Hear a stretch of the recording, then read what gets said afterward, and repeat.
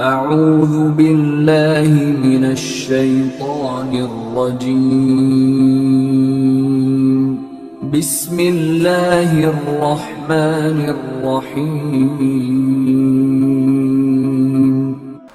اب احباب اسلامی میں نے قرآن مجید فرقان حمید کی سورۃ التوبہ کی یہ کہتے مقدسہ پڑھنے کی سعادت حاصل کی دعا فرمائیں کہ اللہ جل شانہ ہمارے معلوم ہے جس طرح مجھے اس آیت کریمہ کی تلاوت کی توفیق دی اللہ تبارک و تعالیٰ اپنے محبوب صلی اللہ علیہ وسلم کے صدقے سے مجھے اس کے متعلق حق و سچ بیان کرنے کی توفیق نصیب فرمائے اور اللہ تبارک و تعالیٰ میرے بیان آپ لوگوں کی سماع کے بعد مجھے بھی آپ لوگوں کو بھی اور جس صاحب تک یہ بیان پہنچے اللہ تعالیٰ سب کو عمل کی توفیق سے مالا مال فرمائے اور یہ پیغام یاد کرتے ہوئے رب العالمین ہم سب کو یہ پیغام دوسروں تک پہنچانے کی توفیق بھی عطا فرمائے۔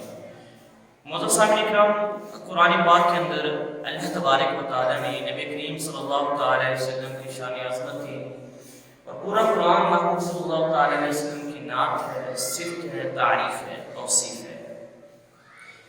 قرآن پاک کے اندر ہے قُلْ إِنْ كَانَ آبَاؤُكُمْ وَأَبْنَاؤُكُمْ وَإِخْوَانُكُمْ وَأَزْوَاجُكُمْ وَعَشِيرَتُكُمْ کہ اے محبوب آپ خود فرما دیں إِنْ كَانَ آبَاؤُكُمْ اگر تمہیں تمہارے والدین وَأَبْنَاؤُكُمْ تمہارے اولاد بیٹے اولاد مراد ہے اس سے وَإِخْوَانُكُمْ اور تمہیں اپنے بہن بھائی وَأَزْوَاجُكُمْ اور تمہارے ازواج گھر والے وَعَشِيرَتُكُمْ حتیٰ کہ پورا کنبہ پورا خاندان پوری فیملی وَأَمْوَالٌ اقْتَرَفْتُمُوهَا اور تمہارا مال اقْتَرَفْتُمُوهَا وَتِجَارَةٌ تَخْشَوْنَ كَسَادَهَا اور تمہارا مال و دولت اور وَتِجَارَةٌ تَخْشَوْنَهَا اور تمہارا وہ تجارت کا سامان جس کے نقصان کا تمہیں اندیشہ ہوتا ہے وَمَسَاكِنُ تَرْضَوْنَهَا أَحَبَّ إِلَيْكُمْ اور تمہارے رہائشی تمہارے گھر بار اگر تمہیں یہ زیادہ محبوب ہے نا اگر تمہیں اس سے زیادہ محبت ہے اور أَحَبَّ إِلَيْكُمْ مِنَ اللَّهِ وَرَسُولِهِ وَجِهَادٍ اللہ سے اللہ کے محبوب سے اور اللہ کی راہ میں جہاد کرنے سے اگر تم ان چیزوں سے زیادہ محبت کرتے ہو اس کے مقابلے کے اندر اللہ اور اس کے رسول کے مقابلے کے اندر اگر ان سے زیادہ محبت ہے تو یاد رکھنا فتربصوا انتظار کرو کیا کرو اگر ایسی کنڈیشن ہے تو اگر تمہیں اللہ سے اس کے رسول سے اور اس کی راہ میں جہاد کرنے سے تمہیں یہ چیزیں زیادہ محبوب ہیں پیچھے اللہ تبارک و تعالیٰ نے گنائی ہیں تمہاری فیملی تمہارے بیٹے تمہارے ازواج تمہارے بہن بھائی تمہارے ماں باپ اور تمہارے گھر بار تمہارا مال تجارت تمہاری پراپرٹی تمہاری کل کمائی جس کو کہتے ہیں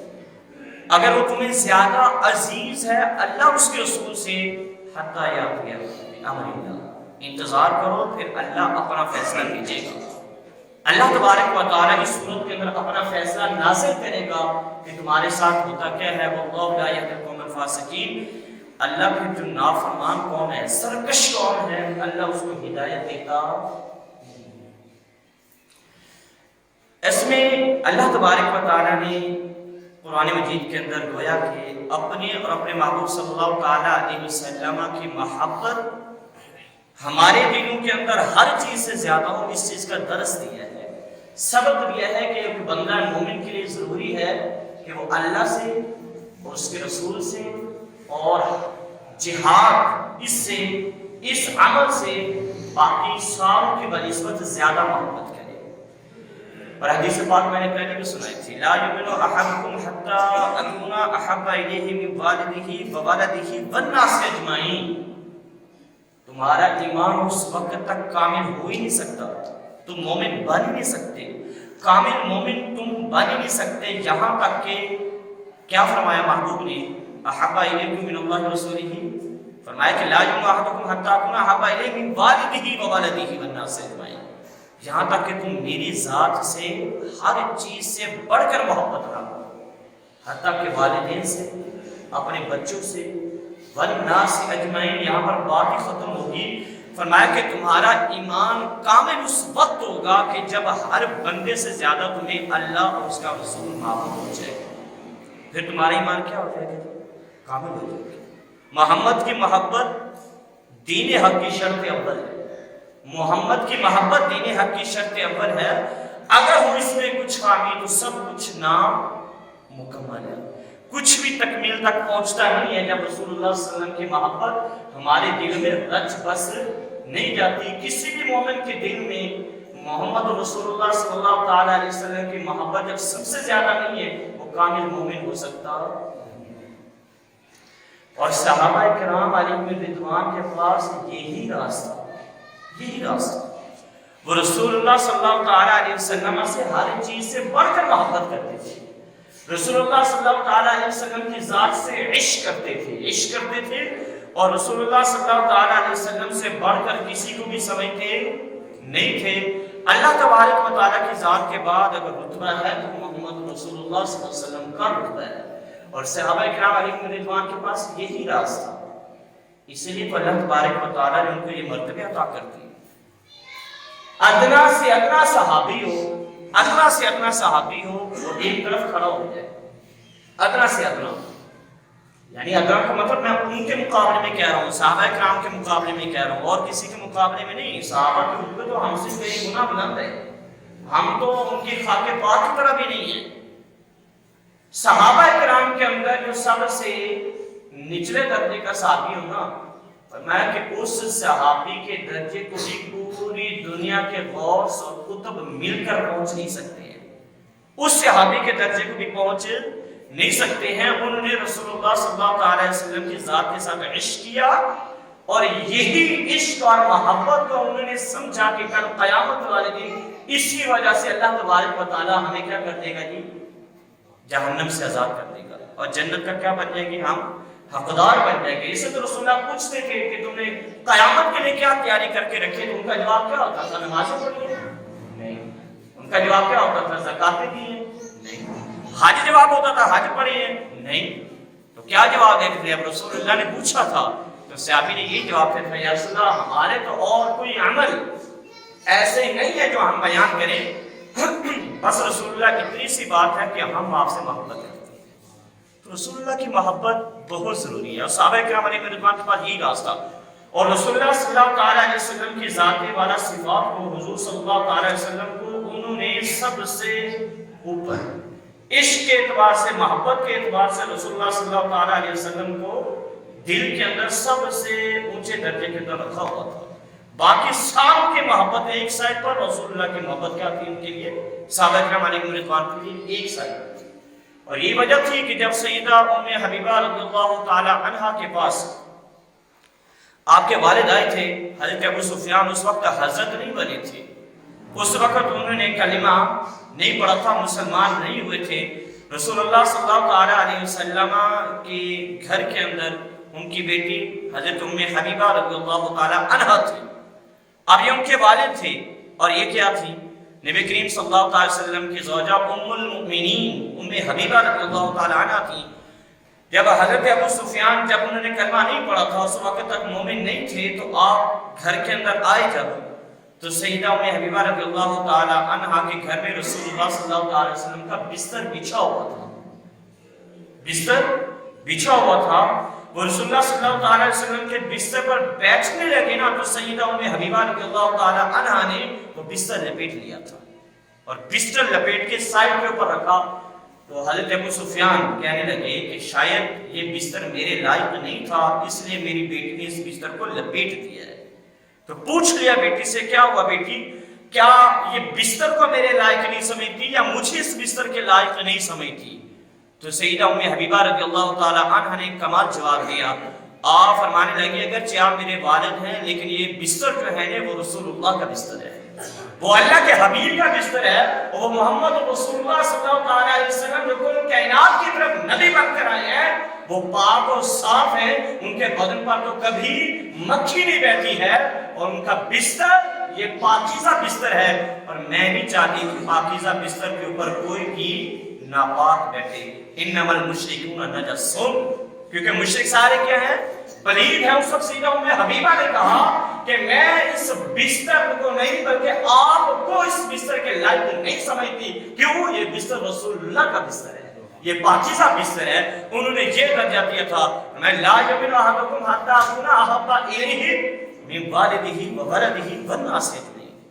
تو میں اس وقت تک تم کامل مومن ہو ہی نہیں سکتے جب رسول اللہ سے محبت اتنی نہ کرو، ہر چیز سے بڑھ کر، بچوں سے بڑھ کر، ماں باپ سے بڑھ کر، والدین سے بڑھ کر، مال و تجارت سے بڑھ کر، حتیٰ کہ اپنے گھر بار، ہر چیز سے بڑھ کر تمہارا ایمان اس وقت کامل ہو جائے گا کہ اپنے دل سے پوچھنا کہ تمہیں محبت اگر رسول اللہ سے سب سے زیادہ ہے نا تو سمجھ جانا تمہارا ایمان کامل ہے. تمہارا ایمان کیا ہو گیا؟ کامل ہو گیا. جب ہر چیز سے بڑھ کر رسول اللہ صلی اللہ علیہ وسلم کی ذات سے محبت ہوگی تو تمہارا ایمان کامل ہو گیا. اور عشق رسول اللہ صلی اللہ علیہ وسلم کی ذات کے ساتھ ہو گیا، محبت رسول اللہ صلی اللہ علیہ وسلم کی ذات سے شدت اختیار کر گئی تو پھر سمجھ جانا انشاءاللہ بیڑے یہاں بھی پا رہے ہیں اور بیڑے وہاں بھی پا رہے ہیں. اور جو جس سے محبت کرتا ہے اس کی اطاعت اور فرما برداری کرتا ہے، جو جس سے محبت کرتا ہے اس کی اطاعت اور فرما برداری کرتا ہے. محب محبوب کی اداؤں کو اپناتا ہے اور محب اسی تلاش کے اندر رہتا ہے کہ میرے محبوب کون سی عادتیں پسند کرتا ہے، میرے محبوب کی عادات کیا ہیں. تو نبی کریم صلی اللہ تعالیٰ علیہ وسلم سے جو سچی محبت کرتا ہوگا نا وہ رسول اللہ کی محبت سے، سنت سے بھی محبت کرتا ہوگا اور نماز سے بھی محبت کرتا ہوگا. رسول اللہ نے جن جن چیزوں کے احکامات بھیجے، دیے، سنائے اور پھر ہر حکم پر وہ کیا ہوگا؟ عمل پیرا ہوگا. رسول اللہ نے فرمایا کہ نماز میری آنکھوں کی ٹھنڈک ہے، تو پھر جو سچا محب ہوگا وہ نماز پڑھ کر رسول اللہ کی آنکھوں کو ٹھنڈک نہیں پہنچائے گا. بتائے وہ سچا عاشق ہوگا، سچا محب ہوگا جسے پتہ تو ہو نماز رسول اللہ کی آنکھوں کی ٹھنڈک ہے اور دعوے دار ہو محبت کا، لیکن اذان ہو 5 وقت ایک دن کے اندر اور کبھی مسجد کے اندر نہ زبان سے کیا کرے؟ دعوے کرے کہ میں محب ہوں. یاد رکھنا اس کے دل اور اس کی زبان کے بیانات میں اور اس کے بیان میں اور اس کے دل کے فعل کے اندر تضاد ہے. یہ محبت نہیں، یہ خود کو دھوکہ دینا ہے. تو محبت جو ہے نا، محبت ہمیشہ اطاعت اور فرما برداری سکھاتی ہے.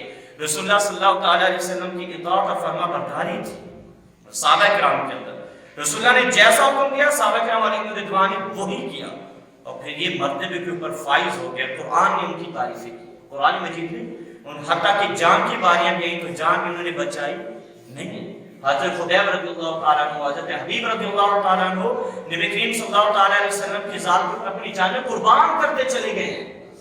اور پھر رسول اللہ صلی اللہ علیہ وسلم کا عشق اور محبت ایسی ہے کہ اس صدی کے اندر بھی جو اپنا لے نا اللہ تبارک و تعالیٰ اس سے بھی مقام ممتاز عطا کر دیتا ہے، مقام اعلیٰ درجے کے اوپر فائز کر دیتا ہے. تو رسول صلی اللہ علیہ وسلم کی ناموس اور رسول اللہ صلی اللہ علیہ وسلم کی محبت کے اوپر آ جائے اور رسول اللہ صلی اللہ علیہ وسلم کی ناموس کے اوپر پہرے دار بن جائے، ختم نبوت کے اوپر پہرے دار بن جائے، پھر اللہ اسے بھی اعلیٰ مقام عطا کرتا ہے.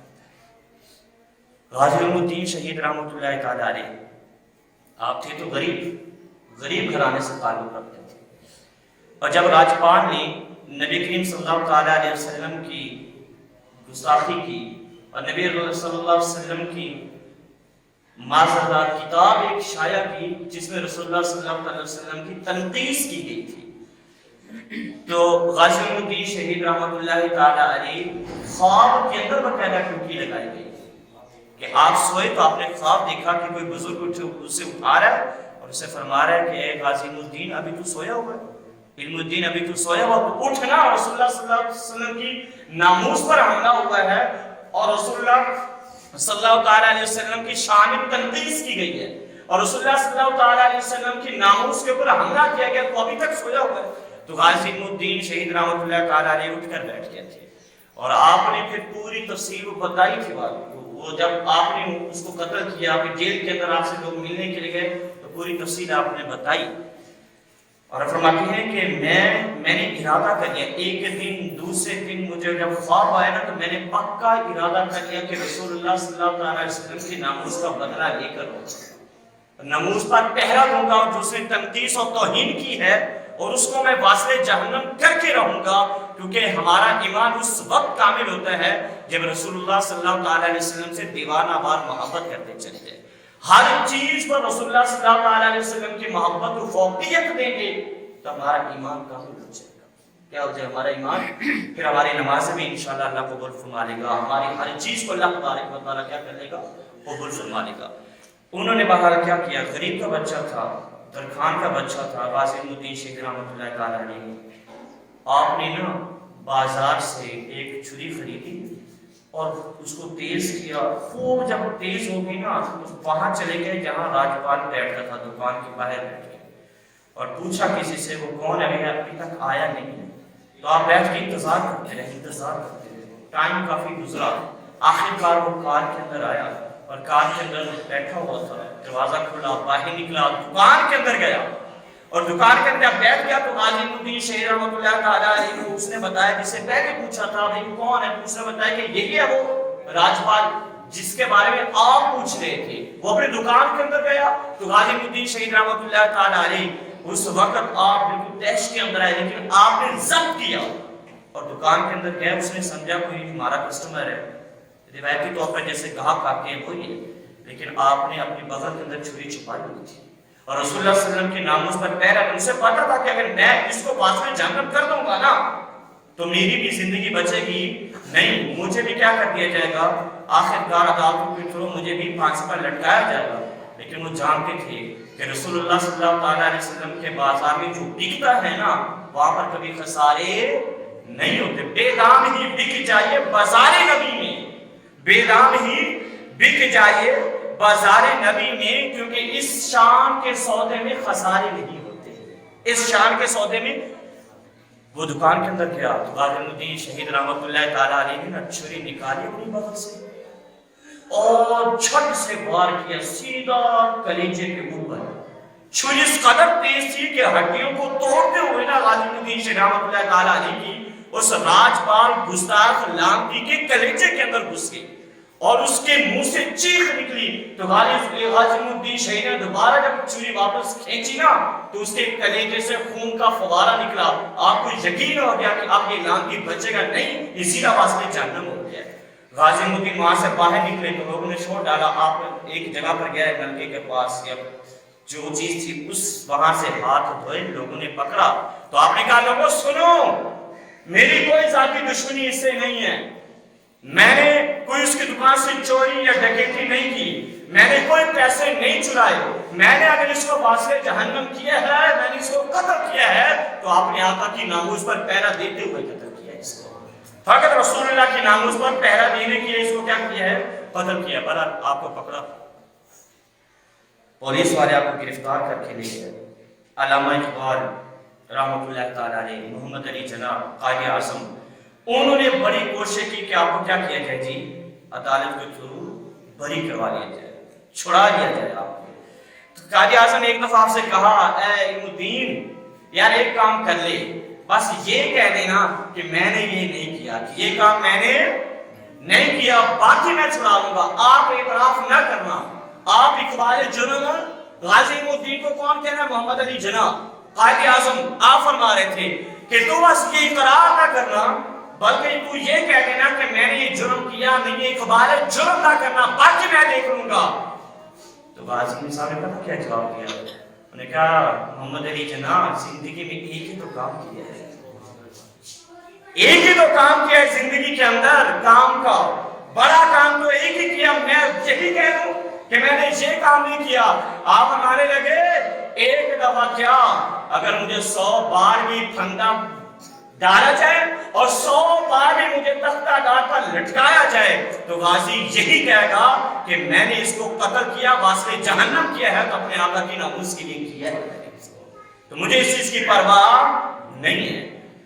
آپ کو جیل ہوگی، پھانسی کی سزا ہوئی نا تو گھر والے ملنے کے لیے آئے، پہلے والدہ آئی تو والدہ جب آ کر آپ سے ملنے لگے نا تو جگرا دیکھے یار، جگرا جو رسول اللہ کی حضور قبلہ پیر مہر علی شاہ صاحب سرکاری گورڑا شریف پتہ کیا فرماتے ہیں، فرماتے ہیں کہ جو رسول اللہ صلی اللہ علیہ وسلم کے ناموس اور ختم نبوت پر پہرا دیتا ہے نا وہ شخص تنہا نہیں ہوتا بلکہ رسول اللہ کا دست مبارک اس کی پشت پر ہوتا ہے اور سہارا رسول اللہ صلی اللہ علیہ وسلم کا ہوتا ہے۔ وہ حضرت خبیب رضی اللہ تعالیٰ عنہ جنہوں نے لوگوں نے خریدا تھا نا، اس کی بیوی کہتی ہے، اس کی بیوی کہنے لگی کہ حضرت خبیب کو ہمارے گھر کے اندر کیا کیا ہوا تھا؟ قید کیا ہوا تھا.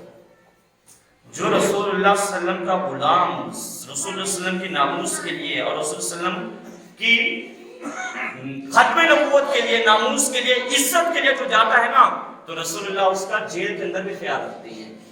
حضرت خبیب رضی اللہ تعالیٰ ان کے گھر میں قید تھے، تو اس بندے کی زوجہ کہتی ہیں کہ ہمارے گھر میں حضرت خبیب رضی اللہ تعالیٰ عنہ قید تھے، تو میں نے ایک دن دیکھا، موسم نہیں تھا انگور کا موسم نہیں تھا، تو میں نے دیکھا حضرت خبیب رضی اللہ تعالیٰ عنہ انگور کھا رہے. میں نے پوچھا کیا، کہاں سے آئی انگور؟ تو کہنے لگے جس آقا کا کلمہ پڑھا ہے وہ آقا انتظام بھی کر دیتے ہیں، اور جس رب کے لیے ہم پھر رہے ہیں، جس رب کا کلمہ پڑھا ہے تو لا الہ الا اللہ محمد رسول اللہ جس کی گواہی دی ہے، تو تم کیا سمجھتے ہو کہ غیر میں ہمیں تنہا چھوڑ دیں گے؟ وہ اکیلا چھوڑ دیں گے؟ ہمارا خیال ہی رکھیں گے؟ فرمایا کہ وہ رب کی رضا ہے، رب چاہے تو انگور کھلائے، رب چاہے جو مرضی کھلائے. اگر وہ رب چاہے گا نا تو پھر ہم رب کے حکم کے لیے اور رب کی رضا کے لیے ہم پھانسی پر بھی چل جائیں. حضرت خبیب رضی اللہ تعالیٰ تو آپ کی حضرت غازی الدین شہید رحمۃ اللہ تعالیٰ علیہ کے بعد جیل کے اندر ملنے آئی. عالم کیا تھا؟ وہ یار جس کو پھانسی ہو جائے ہنستا ہے، جس کو پھانسی کی سزا ہو جائے مجھے بتاؤ کہ اس کے چہرے پر مسکراہٹ نکھرتی ہے. اور جس کو پھانسی کی سزا ہو جائے، جسے پتا ہے کہ کل پرسوں ترسوں میں نے اس دنیا سے چلے جانا ہے، تو مجھے بتاؤ اس کی آنکھوں میں چاندنی ہوتی ہے، اس کے لبوں پر مسکراہٹ ہوتی ہے. لیکن میں آپ کو بتا دوں جو رسول اللہ کے نام پر جاتا ہے نا، واقعتاً اس کے لبوں پر مسکراہٹ ہی ہوتی ہے. جو رسول اللہ کے نام پر اپنی جانیں فدا کرتے ہیں نا، تو ان کی آنکھوں میں چاندنی ہوتی ہے. اور جو جیل سپرنٹینڈنٹ تھا نا، تو وہ دیکھتا ہے غازی کو دیکھتا ہے، کہہ رہا غازی یار میں نے بڑے مجرم دیکھے ہیں یار، جن کو سزا ہوتی ہے ان کا جسم تو سکڑنا شروع ہو جاتا ہے اور ان کے چہرہ بھی سیاہ ہونا شروع ہو جاتا ہے. یا تو کیسا ہے کہ جیل کے اندر آیا ہے، صحت بھی زیادہ ہو گئی ہے، سونا بھی زیادہ ہوتا جا رہا ہے. اور ساتھ والا کہنے لگا دروگا اتنے سونے ہو گئے تھے غازی الدین جیل کے اندر. ساتھ والا دروگا کہنے لگا غازی تجھے صحیح بات نہ بتاؤں؟ کہنا تو یہاں کیوں آیا ہے؟ کہنے لگا میں یہاں اپنے آقا کی ناموس پر پہرا دیتے ہوا آیا ہوں، اور میرے سونے ہونے کی وجہ بھی رسول اللہ صلی اللہ علیہ وسلم کی ذات والا صفات ہے، رسول اللہ صلی اللہ علیہ وسلم کی محبت ہے. میں جو صحت مند ہو رہا ہوں نا، میں چوری کر کے تھوڑا ہے، ڈکیتی مار کے تھوڑا ہے، کسی کو قتل کر کے اس طریقے سے کہ اپنی ذاتی دشمنی ہو اس وجہ سے تھوڑا ہے. میں تو اس لیے آیا ہوں کہ میرے آقا کی ناموس پر پہرا ہو اور لوگوں کو پتہ چل جائے کہ آج بھی آقا کی ذات پر اور اس کی ناموس پر جانے قربان کرنے والے حاضر ہیں. پھر وہ بولا دروگا ہے جیل. کہنے لگا غازی تجھے ایک بات نہ بتاؤں؟ کہہ رہے قسم سے اب تو تیرے چہرے کو دیکھتا ہوں نا، میرا دل یہ چاہتا ہے کہ تیرے چہرے کو دیکھتا رہوں اور تیرے نبی پر درود و سلام بھیجتا رہوں، درود و سلام تیرے نبی پر بھیجتا رہوں. وعدہ ملنے کے لیے آئی، وعدہ. اب عالم کیا ہے؟ عالم یہ ہے، کیفیت یہ ہے، حالت یہ ہے غازی الدین کی کہ ماں دیکھتی ہے روتی ہے، غازی ماں کو دیکھتا ہے تو ہنستا ہے، چہرے پر مسکراہٹ آتی ہے. ماں کہتی ہے بیٹا تو مسکراتا ہے. ادھر سے بہن بیٹھی، بہن بھی آئی، اور بہن کو جب ملنے لگے تو یہ عالم ہے. بہن روتی ہے اور غازی ہنستا ہے.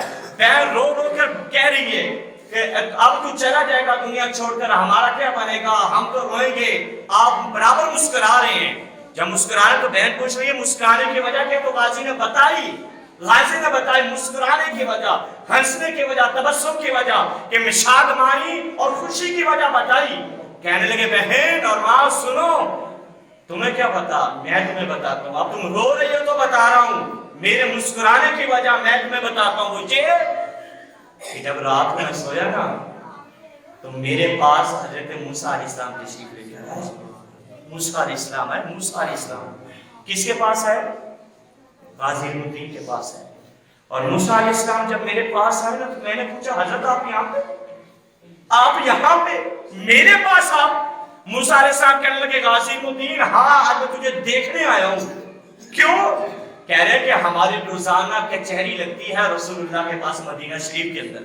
ہماری محفل لگتی ہے رسول اللہ کے پاس مدینہ شریف کے اندر. آج کئی راتیں ہو گئی غازی، کئی راتیں ہو گئی ہیں کہ ہم جب بھی نبی سارے رسول اللہ کے پاس جاتے ہیں نا تو رسول اللہ تیرا تذکرہ لے کر بیٹھ جاتے ہیں. رسول اللہ تیرا تذکرہ لے کر بیٹھ جاتے ہیں، تیرا ذکر کرتے ہیں. اور میں روز سنتا رہا تیرا ذکر، روز سنتا رہا. غازی الدین نے میرے اوپر جان اڑا دی، غازی الدین نے کسی کو نہیں دیکھا، میری ناموس پر پہرا دیا. موسیٰ علیہ السلام کہتے ہیں میرا دل کیا میں بھی غازی کو دیکھ سکتا ہوں نا غازی کیسا ہے. موسیٰ علیہ السلام کہتے ہیں اس لیے آیا ہوں تیرے پاس، اس لیے تیرے پاس آیا. اور جو دروگا جیل تھا نا، دروگا جیل کہنے لگا کہ ایک رات جب آپ کو پھانسی دی جانی تھی تو غازی الدین نے ساری رات اللہ کی عبادت کی اور رسول اللہ پر کیا کیا درود پاک پڑھتے رہے. اب دروگا جیل کہتے ہیں کہنے لگے کہ میں نے نا غازی کو دیکھا بیٹھے ہوئے، اچانک روشنی ہوئی. اصل میں بات میں کیا کیوں کر رہا ہوں پتہ ہے، میں نے پچھلے جمعہ کے آخر کے اندر بھی کہا تھا یار آج بھی رسول اللہ کے ایسے غلام ہے جو جان نچھاور کرتے ہیں، اور آج بھی ایسے اور میں بتاؤں انہی محبت اور عشق کرنے والے کی وجہ سے، اللہ والوں کی وجہ سے یہ دنیا قائم ہے. آج بھی ایسے ہیں کہ رسول اللہ پر جان نچھاور کرتی ہیں. آج بھی ایسے غازی الدین کوئی صدیاں پرانا نہیں ہے، زیادہ پرانا نہیں ہے، ایک صدی بھی ابھی نہیں ہوئی، 90 سال ہو رہے ہیں. سال 1929 کی بات ہے یہ.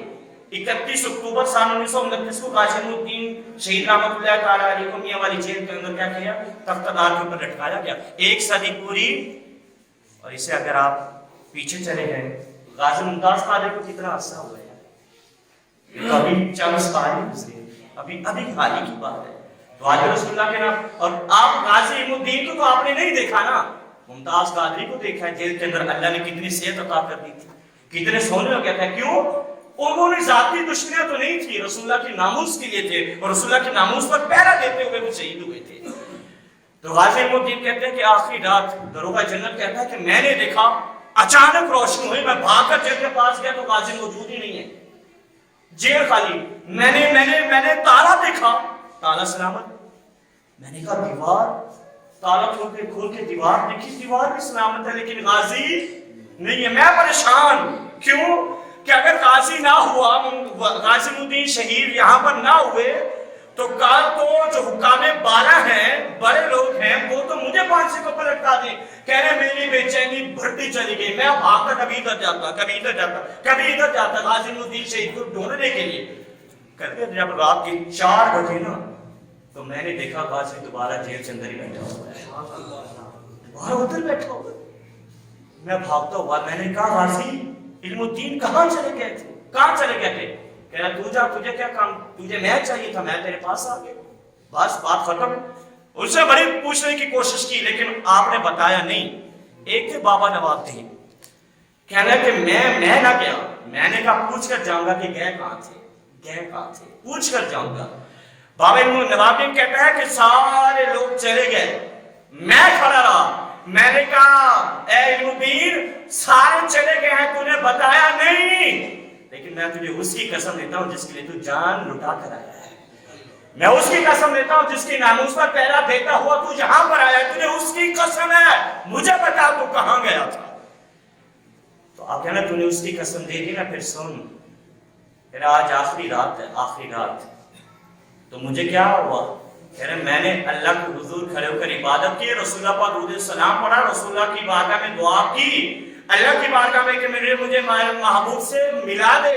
کہہ رہے میں نے دعا کی تو ادھر مولا علی آگے کہہ رہے اٹھ علم الدین، مدینے میں تجھے مدینے والا بلا رہا ہے، مدینے میں تجھے مدینے والا بلا رہا ہے، اٹھ چل میرے ساتھ. کہہ رہے مولا علی خود آتے مجھے لینے کے لیے، میں جو گیا ہوا تھا نا مدینے میں اپنے آقا سے ملنے گیا تھا.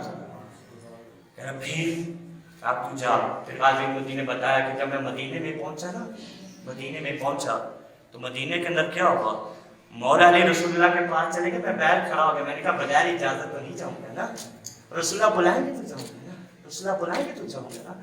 کہہ رہے مولا علی رسول اللہ کے پاس گیا ہے اور رسول اللہ نے فرمایا علی علم الدین نہیں آیا.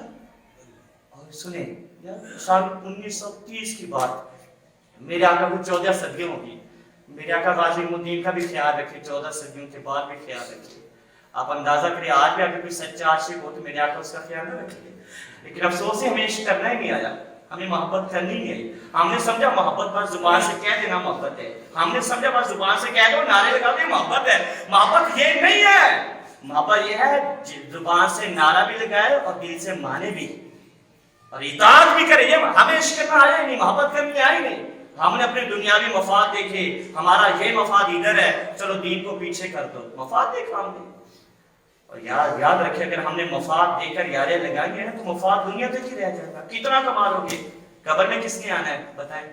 رسول اللہ نے آنا ہے. سامنے کس نے آنا ہے؟ رسول اللہ نے آنا ہے. کلمہ کس کا پڑا ہے؟ رسول اللہ کا. مجھے بتائیں مفاد دے کر یارے لگائیں تو قیامت میں کوئی بچا لے گا؟ نا, بات رسول اللہ کا دین چلے گا, بات دین محمدی چلے گا, اور کوئی کسی کی سفارش نہیں چلے گی.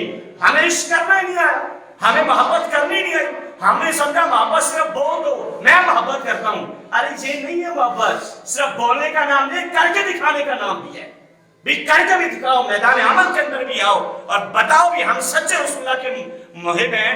نماز پڑھیں پھر پتہ چلتا ہے سچا عاشق ہے. ہاں, رسول اللہ کی اطاعت اور فرما برداری کرے. پھر میں کہتا ہوں غازی کو اگر رسول اللہ بلا لے مدینے کے اندر, سچا غازی ہو, ہم اگر محبت کریں رسول اللہ تو سنتے ہیں نا. رسول اللہ نے مولا علی کو فرمایا غازی کہاں ہے؟ آقا باہر کھڑا ہوا ہے, باہر کھڑا ہے. میرے آقا نے فرمایا بلاؤ نا. جب آپ کو پھانسی دی جا رہی تھی نا تو آپ نے نا وہ جو پھندا تھا نا سینے سے لگا دیا تھا, اور دروگا کہنے لگا, سپرنٹینڈنٹ جیل کہنے لگا اور غازی کبھی اس کو بھی اس نے لگایا کہ کسی نے گلے سے, پھندے کو بھی گلے سے لگایا. اور نے کہا تمہیں نہیں پتا, مجھے پتا ہے. سپرنٹینڈنٹ نے پوچھا کیا؟ آپ فرمانے لگا مجھے پتا ہے اگر میں اس کو گلے سے لگاؤں گا تو مدینے والا مجھے گلے لگائے گا. غازی علم الدین باہر کھڑے تھے. پوچھا کہاں ہے؟ کہاں ہے علم الدین؟ آقا باہر کھڑے ہیں, تیرا بلواؤ نا. آقا اجازت مانگ رہے ہیں, میں نے اجازت دی. علم الدین کہتا کہ جب میں گیا نا تو مدینے والے نے مجھے گلے سے لگایا, ایسے گلے سے لگایا مجھے.